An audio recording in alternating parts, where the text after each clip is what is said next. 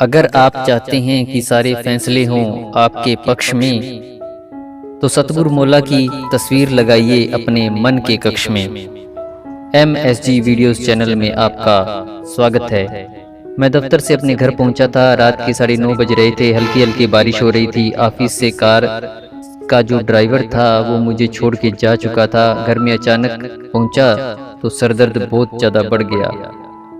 घर में मेरे सिवा कोई और नहीं था। बीवी बच्चे अपने नानी के यहाँ गए हुए थे। मैं दवाई ढूंढने लगा सर दर्द की, लेकिन मुझे नहीं मिली। सोचा पास की दुकान से लेकर के आता हूँ। बाहर निकला तो बारिश बहुत बढ़ चुकी थी। गाड़ी नहीं थी, ड्राइवर नहीं था। मैंने रिक्शे वाले को आवाज़ दी। वहीं पास में एक मंदिर का काम चल रहा था, उसमें रिक्शा वाला था। वहीं मंदिर के प्रांगण में जो उसमें रहता था और सुबह शाम रिक्शा चलाता था। रिक्शे वाले भाई साहब मेरी तरफ आए। मैंने उनसे कहा, भाई दवाई की दुकान तक चलना है। उन्होंने कहा कि ठीक है, 50 रुपये लगेंगे। हम चल दिए। लेकिन रिक्शे वाले को देख के मुझे लग रहा था कि यह बंदा बड़ा परेशान है। उसकी हालत ठीक नहीं थी। मैंने पूछा, भाई साहब क्या बात है? तो उसने मुझे बताया कि 2-3 दिन से शरीर में बहुत दर्द है, कल का बुखार है, लेकिन क्या करें, कोई सवारी नहीं मिल रही, पैसे नहीं मिल रहे, दवाई खरीद नहीं पा रहा हूँ। भगवान से पूजा पाठ में बस यही कहता हूँ कि आप ही देखो। इसी उधेड़बन में हम यहाँ तक पहुँच गए। दुकान की तरफ गया तो फटाफट से अपनी दवाई ली और रिक्शा वाले भाई साहब के लिए भी मैंने दवाई ले ली। सिरदर्द तो मुझे हो रहा था, उनको बुखार था। दोनों की दवाई लेकर के अलग अलग पैकेट बनवा लिए और मैं सोचने लगा कि ये जो भाई साहब हैं, इनकी मदद के लिए मुझे भगवान ने भेजा है। इस सोच से, इसी ख्याल से मुझे एक नया ख्याल आया कि मुझे भी तो खाना खाना है, तो पैक करवाना पड़ेगा। अब हिम्मत नहीं है खाना बनवाने की। तो पास में एक रेस्टोरेंट था। मैंने रिक्शे वाले भाई साहब को इशारा किया कि रुके रहना, मैं अभी आता हूँ। मैं रेस्टोरेंट में गया। रेस्टोरेंट में अंदर जाकर के मैंने अपने लिए छोले भटूरे पैक करवा लिए। एक पैकेट रिक्शा वाले भाई साहब के लिए भी पैक करवा लिया। मुझे लगा था कि शायद वह भी भूखा होगा। दोनों पैकेट पैक करवा के दवाई खाना लेकर के मैं वहाँ तक पहुँचा। रिक्शा वाले के पास रिक्शा में बैठ करके बातचीत करने लगे।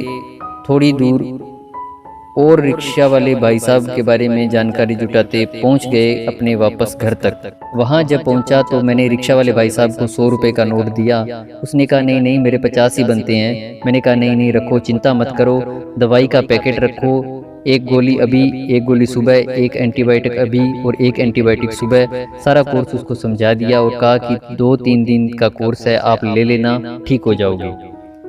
और यह आपके लिए छोले भटूरे का पैकेट, पहले खाना खाना, फिर दवाई लेना, फिर सो जाना, सब अच्छा होगा। जब मैं बोल रहा था तो वह भाई रोता जा रहा था। मैंने कहा, क्या बात हुई? रिक्शा वाले भाई साहब ने कहा कि मैं आपको क्या बताऊं, पता है आज मैंने सतगुरु मौला से कहा था कि कोई अच्छी सवारी भेजो जो मेरी मदद कर दे।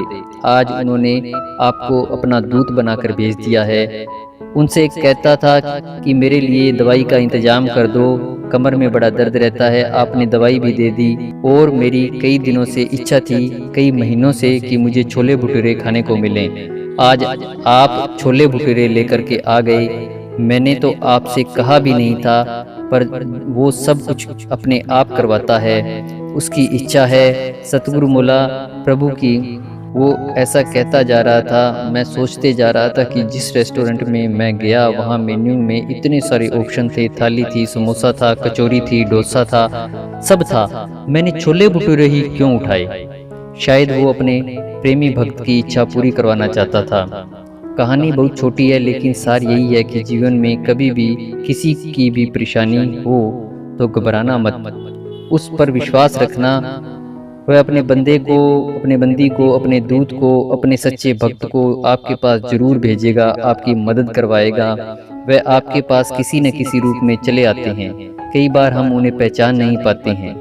शाश्वत नाम जी ग्रीनेस वेलफेयर फोर्स विंग के रूप में आप पर कोई भी प्राकृतिक आपदा क्यों ना आ जाए, सतगुरु जी के ये फरिश्ते आपकी दुख तकलीफ को बांटने के लिए हमेशा आपको किसी न किसी रूप में, किसी न किसी कोने में हमेशा तत्पर तैयार मिलेंगे। जिनका हाथ खुद सोने सतगुरु MSG थाम लेते हैं, वो जो हित परमार्थ सेवा और प्रभु का नाम लेते हैं, मूसलाधार बरसते हैं उन पर रहमतों के खुशियों भरे समुद्र, जो सेवा के प्रेम मुकाबले में सैकड़ों किलोमीटर का जाम लगा देते हैं, सैकड़ों किलोमीटर का जाम लगा देते हैं। और अगर आपको ये वीडियो अच्छी लगी हो तो इसे लाइक करें। इसी तरह की नई नई साखियाँ देखने के लिए अभी सब्सक्राइब करें आपके ही इस चैनल MSG वीडियोज़ को। कमेंट में सतगुरु जी का बख्शा हुआ पवित्र नारा ज़रूर लिखें।